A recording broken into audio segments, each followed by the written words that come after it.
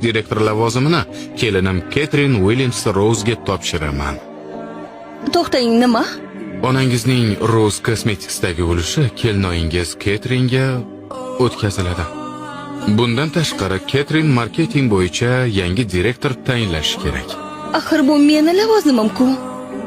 Bugundan boshlab bunday emas. Demak, ishdan bo'shatildimmi? Onam meni narigi dunyodan turib ishdan bo'shatyapti. Bu qonunga xilof emasmi? Va nihoyat suyukli qizim Aleksandra o'z merosini biroz keyinroq oladi. Onangiz bilan qanchalik yaqin bo'lganingizni juda yaxshi bilaman. Bu haqda menga bir necha bor gapirgandi. Shunchaki u siz haqingizda boshqacha fikrda edi. Bu nima?